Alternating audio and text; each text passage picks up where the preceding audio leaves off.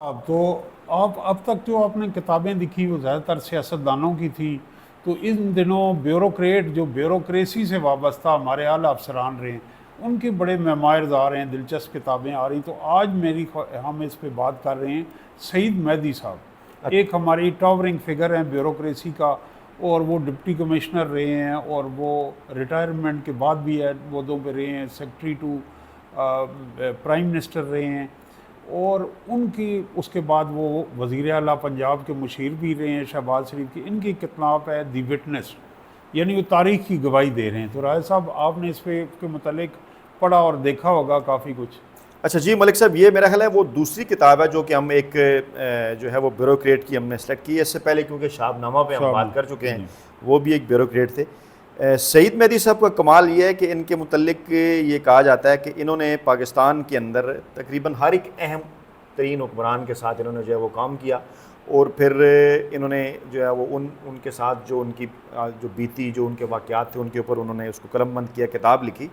तो आप क्या समझते हैं कि इनकी इस किताब को शाहनामा से कैसे हम अच्छा, मुख्तलिफ कह एक तो सकते जो हैं? आपने कहा कि सब के साथ काम किया, उन सब में मोहतरमा बेनज़ीर भुट्टो नहीं है। उसमें जनरल ज़िया के साथ किया, मियाँ नवाज़ शरीफ के साथ तवील रफाकत ली। तो मैं समझता हूँ कि ये उन चंद जनरल ब्यूरोक्रेट्स में थे जो मुस्लिम लीग और मियाँ नवाज़ शरीफ के खासे कबील थे। अब एक चीज़ मैं देखता हूँ कि इनमें से बहुत से ब्यूरोक्रेट, जिनमें जुल्फ़कार चीमा साहब भी हैं, जिनमें फवाद हसन फवाद भी हैं, जिनके में सईद मेहदी साहब, इनकी ख्वाहिश थी कि इनको सेनेट में लाया जाए, लातादाद नाम है। अच्छा। लेकिन सिर्फ एक राना मकबूल, मियाँ नवाज शरीफ ये जानते थे कि ब्यूरोक्रेट को पॉलिटिकल टीम का हिस्सा ना अच्छा। बनाए। राना मकबूल जो एसएसपी थे पुलिस के, और जिनका आसिफ अली जरदारी पे तशद्दुद के हवाले से वो वाक़या ज़बान काटना, सिर्फ उन्हें सेनेट में लाया गया। अच्छा, ये राना मकबूल और सईद मेहदी साहब, इन दोनों कैरेक्टर्स के नाम 99 में त्यारा साजिश केस में भी तो है, वो गिरफ्तारी भी हुई। गिरफ्तारी भी जी इनकी जी। हुई। तो पहली तो बात यह है कि जब जुल्फ़कार अली भुट्टो को फांसी हुई तो उस वक्त ये डिप्टी कमिश्नर रावलपिंडी थे। अब ये जो अपने ज़ाती अहवाल बता रहे हैं बड़े दिलचस्प हैं कि इनके वालिद साहब जो हैं इंडियन सिविल सर्विस में थे। पाकिस्तान बनने के बाद भी वो इंडियन गवर्नमेंट में काम करते रहे, और फिर जब फैमिली यहाँ भेज दी और एक सरकारी उन्हें रिहाइश मिल गई लाहौर में, उनका इरादा था कि कुछ वक्त के बाद मैं बच्चों को ज्वाइन करूँ, और पूरी तरह उन्होंने डिसाइड नहीं किया था। इस दौरान उनके सरकारी घर पे उनके एक दोस्त और कोलीग कब्ज़ा कर लेते हैं, और बच्चों को बेयारो मददगार वहाँ घर से बाहर एवैक्यूएशन कर दी जाती है और अच्छा। क्वार्टर में शिफ्ट हो जाए। तो फिर डिसाइड किया। तो इनकी आखिरी मुलाकात नेहरू से बड़ी दिलचस्प है। नेहरू इस हद तक दिलचस्पी लेते हैं कि वहाँ आपकी पेंशन और तनख्वाह क्या होगी और यहाँ क्या मराहत ले। तो मैं अगर आखिरी मौके पे इंडियन गवर्नमेंट की तरफ से आपकी तनख्वाह और मराहत में इजाफा कर दूँ तो उसका आपको पाकिस्तान में फ़ायदा होगा। तो ये एक बड़ा उसमें दिलचस्प मैंने एक अकाउंट देखा। दूसरा, जब वो डीसी शिप के दरमियान उन्होंने देखा कि मियाँ वाली में वो डिप्टी कमिश्नर हैं, सकूत मशरकी पाकिस्तान हो चुका है राजा साहब, और मशहूर एक करैक्टर जो हैं वो टाइगर न्याजी, जनरल न्याजी, जी जी। इंडिया की कैद से रिहा होते हैं और लाहौर से मियाँ वाली बजरिया ट्रेन आते हैं, उन्होंने वापस आना होता है। तो वहाँ पे जो मियाँ वाली की आवाम ना डीसी के पास आती है कि हम ढोल और बाजों के साथ उनका इस्तकबाल करना चाहते हैं और एक अवामी जुलूस की शक्ल में उन्हें घर लेके जाना। तो बड़े हैरान हुए सईद मेहदी साहब। तो उन्होंने उन्हें मना करने की कोशिश की, लेकिन वो कहते हैं कि वो किसी आर्गूमेंट पे कायम नहीं हो रहे थे कायल। तो उन्होंने एक फ़िक्रा कहा जो ऑर्गेनाइज़र था जुलूस को, कि आपके नज़दीक ज़िंदगी या इज़्ज़त, इज़्ज़त नफ्स की अहमियत है। उन्होंने कहा ज़िंदा रहेंगे तो इज़्ज़त होगी, लिहाजा दोनों की अहमियत। कहते हैं मैंने उसके आगे, उनकी ख्वाहिश के आगे हथियार डाले और यूँ अवामी इज्तिमा से एक पजीराई के साथ हो गया। और उनसे पूछा कि वहाँ जो ईस्ट पाकिस्तान में हुआ, उन्होंने कहा जी वो लाखों लोगों को टाइगर न्याजी, जनरल न्याजी साहब ने बचाया है। अच्छा, अब मुख्तलिफ वीलॉग में आप सुन चुके हैं कि जब वो सईद मेहदी साहब कमिश्नर पिंडी थे, जी जी। आज जो लोग हयात हैं उनमें वाहिद वो 4 लोग जिन्होंने जुल्फ़कार अली भुट्टो को तख्ता-ए-दार तक जाते देखा। वो जेल सुपरिटेंडेंट है वो यार मोहम्मद, और दूसरा वो जो डॉक्टर था, और तारा मसीह, और एक उनमें एक वाहिद शख्स सईद मेहदी हैं जो हयात हैं। और उन्होंने उस वाक़े को लिखा और जुल्फ़कार अली भुट्टो से मुतल्लिक और देखा कि आखिरी मुलाकातें भी उनकी बेगम नुसरत भुट्टो को और मोहतरमा बेनज़ीर भुट्टो को नहीं बताया गया कि ये लास्ट मीटिंग होगी, और बहुत सारे मौक़े पे उनको डॉक्टर जो उनके दांत में दर्द था वहाँ तक भी उसके अप्रूवल कम दी गई। जो आजकल आपको इमरान खान साहब के मुतल्लिक नज़र आता है कि उनके रिश्तेदारों ने मिलने की ख्वाहिश थी, मुमताज़ भुट्टो और दूसरे, तो वो भी एक टर्न डाउन कर दी गई ख्वाहिश। तो इस तरह के सारे हवालात सख्त तरीन जो कैद के वो उन्होंने वहाँ कलमबंद किए। उसके बाद ये डीसी पिंडी हैं, जब फांसी हो जाती है तो सिहाला गेस्ट हाउस में जाते हैं। अच्छा। अब वो बताते हैं कि वो बड़ा एक तल्ख माहौल है और इद्दत में है।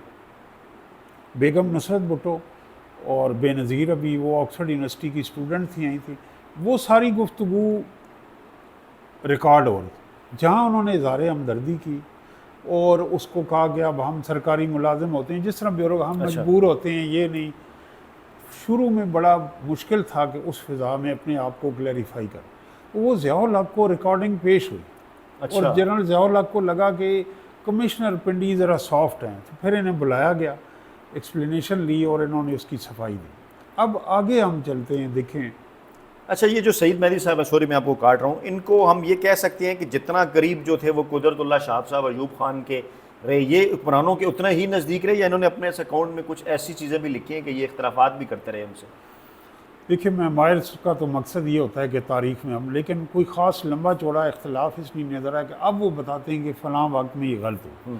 मसलन ये देखते हैं कि 1988 है, जनरल ज़ियाउल हक का तैयारा वो तबाह होता है, जनरल ज़ियाउल हक शहीद हो जाते हैं। उसके बाद जब 88 का इलेक्शन आता है और 2 साल मोहतरमा बेनज़ीर भुट्टो की हुकूमत रहती है, उसमें वो कह रहे हैं कई वाक़यात गोल कर गए हैं। सईद मेहदी साहब ने ये तज़किरा नहीं किया कि पंजाब के जो वज़ीर आला हैं, जी जी। मोहतरमा बेनज़ीर भुट्टो लाहौर एयरपोर्ट पर जाती हैं और वो उन्हें रिसीव करने नहीं आते, गायब हो जाते हैं। गायब हो जाते जी हैं। जी। अच्छा, इसके अलावा नॉन कोऑपरेशन है और पंजाब कार्ड खेला जा रहा है, हर तरफ से जो ज़िली इंतज़ामिया उन्हें तंग कर रही है। गवर्नर वहाँ थे टिका खान, जनरल टिका खान मरूम, उनको वो आइनी उनके इख्तियारात नहीं दिए जा रहे। अब इसमें मैं एक चीज़ कह रहा हूँ, ये इसमें सईद मेहदी साहब इस किताब में लिख रहे हैं कि भुट्टो, बेनज़ीर भुट्टो इन एक्सपीरियंस थी और उसको मामलात की और इसकी समझ नहीं थी। भाई जाहिर है कि नवाज़ शरीफ साहब जो हैं वो ज़ियाउल हक के सिस्टम को आगे कंटिन्यू कर, इदारों का, मीडिया का, अदलिया का और सिस्टम का उनके ऊपर ट्रस्ट था और उसको वो सिस्टम का हिस्सा समझते। बेनज़ीर आउटसाइडर थी। फिर उन्होंने एक और जब तहरीक अदम एतमाद पेश होती है तो छांगा मांगा को भूल जाते हैं राय साहब, वो तारीख का स्वाद को याद रखते हैं, छांगा मांगा को। छांगा मांगा का तज़किरा ही गोल करके किस तरह वफादारियाँ खरीदने के लिए जो एक जंगल है पंजाब का मशहूर, पंजाब हुकूमत ने रेस्ट हाउस में किया। फिर IGI की तश्कील, यानी मैं हैरान हूँ कि सईद मेहदी साहब ने इतनी उनकी याददाश्त है सारा, तो वो उस पर तो असगर खान पटिशन में राय साहब सारी चीज़ें आपने तो कवर भी किया जी जी। कि उस वक्त क्या किरदार था। IGI मेहरान बैंक स्कैंडल आया, इस सब को वो बेल आउट पैकेज दे। तो आज का जो माहौल है, क्योंकि अब तो ब्यूरोक्रेसी के अंदर उनके काफ़ी रिलेटिव भी करीबी हैं, चीफ इलेक्शन कमिश्नर तो साहब उन्होंने होंगे, इस किताब में जो फील्ड मार्शल आसिम मुनीर हैं, जी जी, उनकी बाद अज़ रिटायरमेंट भी बैसियत पाकिस्तानी उनकी खिदमात को खराज तहसीन पेश किया है। अब इसमें मैं एक और बड़ा इंटरेस्टिंग वाक़या सुनाना चाहता हूँ। 1993 और बेनज़ीर भुट्टो, मियाँ नवाज़ शरीफ की हुकूमत है, नवाज़ शरीफ इसहाक खान के इख्तलाफात हैं, वो लॉन्ग मार्च की कॉल देती हैं।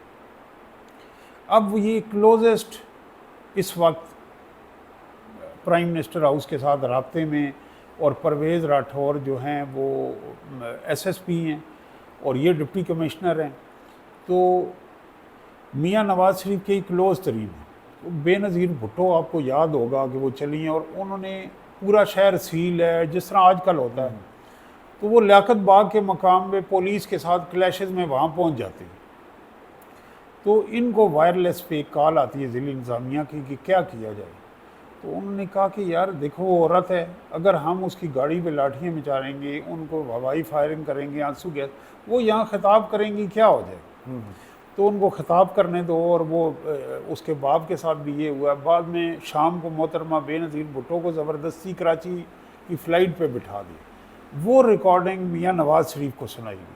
अब मियाँ नवाज़ शरीफ बड़े खासे बरम हुए यहाँ आगे आप दिलचस्प वाक़या दें, कहते हैं कि कैप्टन सफदर एडीसी थे और मुझे पता था, उसके चंद रोज़ बाद जापान का सरकारी दौरा था और मेरा लिस्ट में नाम था। मुझे वज़ीर आज़म हाउस से फ़ोन आता है कि आपका जापान के दौरे से नाम निकाल।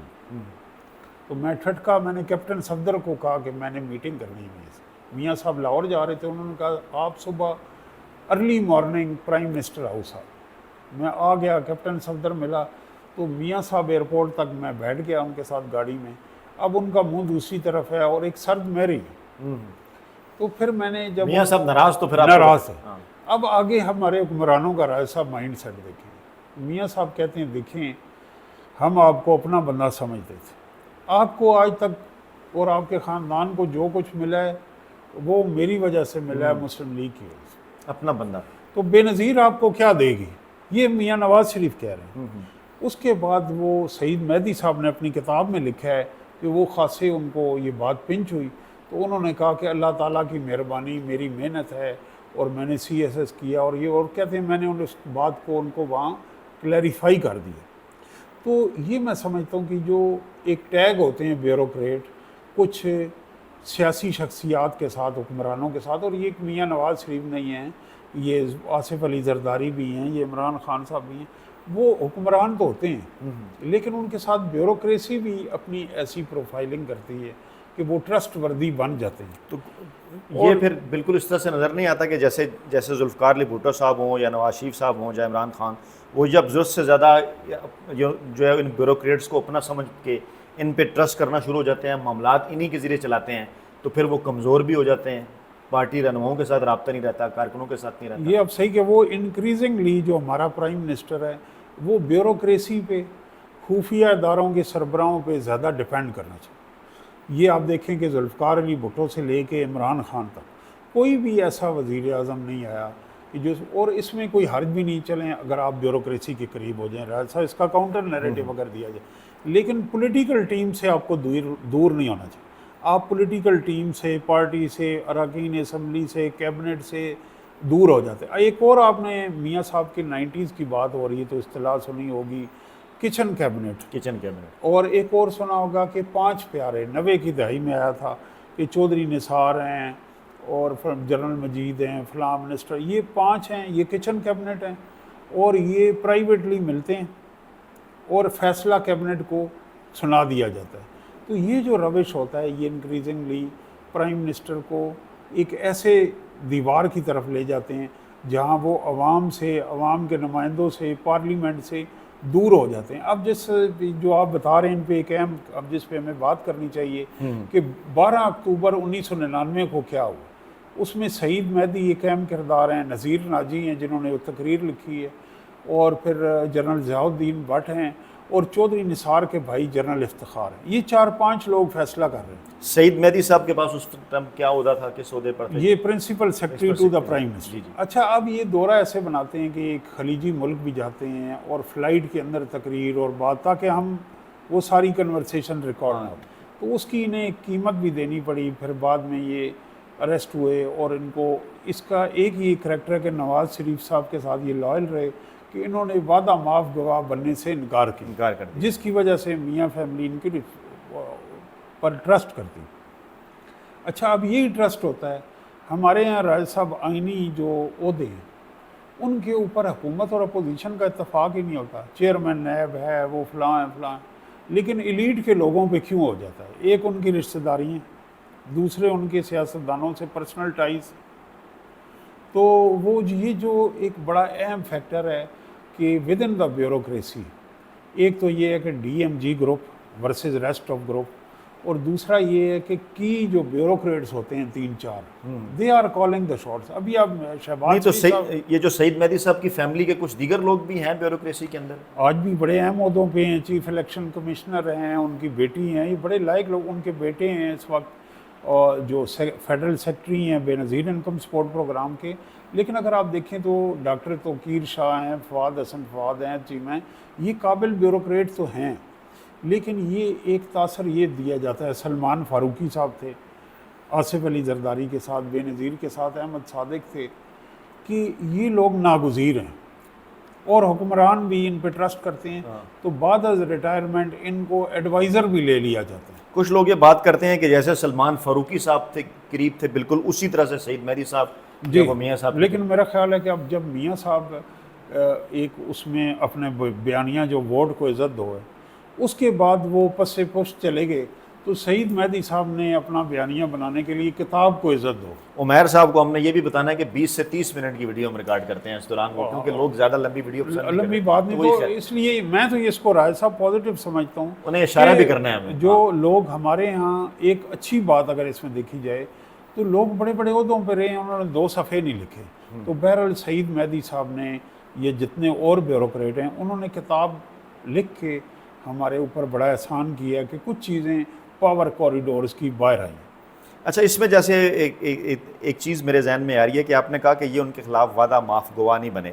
अच्छा, एक ब्यूरोक्रेट और भी है, उनकी किताब बड़ी मशहूर है, राव साहब, जो मैंने देखा, जो भुट्टो साहब के खिलाफ जो है वो वादा माफ गवाह बन गए थे। तो ये हम ये नहीं कह सकते हैं कि ये बहरहाल मियाँ साहब के साथ इस लिहाज से जो है वो उनके साथ मुखलिस रहे हैं, और बाद में फिर इन्हें इसका कुछ जो है वो फ़ायदा भी हुआ। और रशीद साहब भी उस शक्ल में, उनकी होंगी कमज़ोरियाँ, लेकिन वो पीपल्स पार्टी के साथ रहे, जेल भी उन्होंने काटी, उनकी वाइफ ने भी बड़ी स्ट्रगल की, और फिर 88 में बेनज़ीर भुट्टो जब आई तो उनको अपना इस्टेब्लिशमेंट का मुशीर बनाया। बाद में वो मुर्तज़ा भुट्टो के साथ चले गए।